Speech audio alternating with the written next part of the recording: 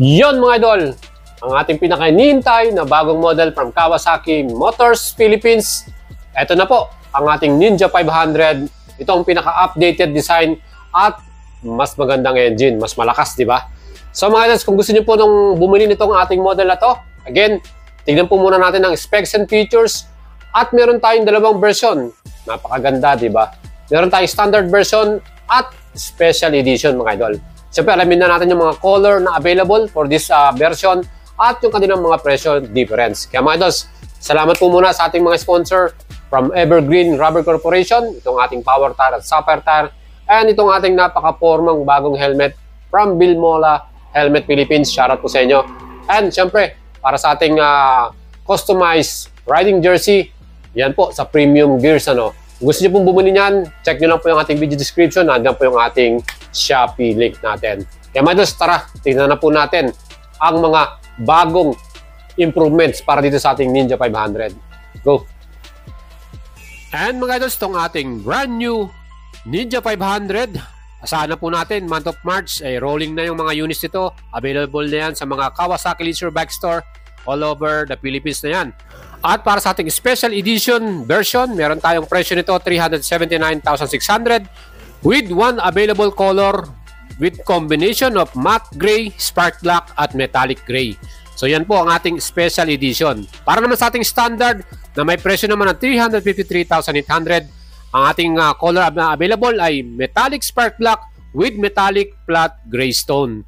And unfortunately, wala po yung Kawasaki green color, yung candy lime green with ebony. Yan po yung ating color na nasa ating video mga idols, hindi po nila dinala. At para naman po sa ating mga specs and features, ano po ba yung mga in-improve para dito sa ating bagong Ninja 500? Well, unang-una na dyan, syempre, expressway legal legit na dahil na rin sa ating bagong displacement 451cc na yung total nito. Kaya wala na pong problema pagdating po sa expressway itong ating bagong Ninja 500.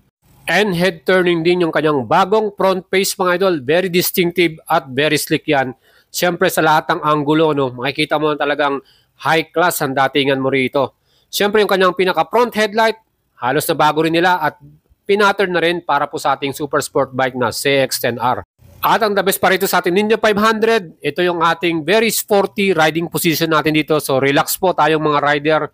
Plus yung ating mga bagong instrument cluster display. So meron tayong LCD para sa ating standard at TFT naman para sa ating special edition. Na meron na ring bagong keyless ignition para sa ating special edition at LED na rin yung mga turn signals nito. Kaya mga idols, yung mga improvement na yan ay talagang perfect para dito sa ating brand new model na Ninja 500. Ano pang iniintay nyo mga idols? Kung meron kayong plano na maglabas ng sporty racing bike, ito po ang ating bagong model na to ay magiging available lang ngayong month of March. At kung mapapansin nyo po sa ating old model na Ninja 400, ay may malaki ng pagkakaiba sila sa kanyang mga pairings, yung kanyang pinaka-front pairings dyan, iba na rin yung itsura at mas slim yung kanyang aerodynamics yan, yung bodywork niya. Yung ating upuan, bagong design din para dito sa ating Ninja 500. Again, yung sabi ko nga sa inyo, yung mga signal indicators natin, LED na rin para dito sa ating special edition. And mga idols, kailangan ko po yung mga comments ninyo at suggestion. Ano po yung nagustuhan nyo sa bagong model na Ninja 500 versus sa ating Ninja 400. Nandito po sa ating video. Para sa akin mga idols, yung aking first opinion dito, siyempre welcome talaga yung bagong engine displacement na 451cc. Mas malakas yun. Nadagdagan po yung ating horsepower at yung ating torque para dito sa ating new model na to. At siya nga pala mga idols, kung gusto nyo pong bumili ng bagong model or bagong big bikes from Kawasaki, PM nyo lang ako sa ating FB page, Boy Salabaria. Papa-assist ko po kayo, tutulungan ko yung makapagkuha or kahit cash payment man yan, bank financing, or in-house financing mga idol. Marami po tayong mga contact ng mga dealers. At yan po, wala pong mga agent dyan. Directly po yan mismo sa ating mga kasa sa Kawasaki Leisure Bikes. Kaya mga idols, PM lang po kayo. At sigurado po mapapa-assist ko kayo sa ating mga kaibigan na dealer dyan. And syempre yung ating makina ng ating Ninja 500, bagong displacement to, 451cc, ang kanyang total, parallel twin cylinder to, with 8 valves, double overhead camshaft din, liquid cooling, at meron tong equipped na sleeper clutch, plus 6-speed manual transmission. Ang kanyang bagong max power, 49 HP at 9,000 RPM, ba mas malakas na, di ba? Yung ating Ninja 500. At ang namang max torque, 42.6 Newton meters. At yan din po, mas torquey na rin tong ating model na to. Ang kanyang bagong compression ratio, 11.3/1. At syempre yung bore by storm tong bago, 70/58.6. Yan po ang ating Ninja 500 engine specs natin. Again, meron tong bagong keyless system na available lamang po yan para sa ating special edition. Ang tawag nila dyan ay KIPASS. KIPASS. And meron na rin tayong bagong instrument display para sa ating special edition. Naka-TFT na yan. At sa ating standard, yan po ay full LCD panel. So yan po yung difference ng dalawa. At syempre LED yung mga turn signals ng ating special edition. Para sa seat height, hindi po siya nagbago. Same pa rin yan, 785mm. At ang kanyang fuel capacity, pareho pa rin din po yan, 14 liters mga idol sa ating fuel capacity na mayroon namang fuel consumption na average 24 km per liter. Kaya mga idol, ano pang hinihintay ninyo? Ang ating electronics para dito ay meron siyang equipped na sleeper clutch at dual channel anti-lock braking system mga idol. At para naman sa sukat ng wheelbase ng ating Ninja 500, yan po ay may total na 1,375mm.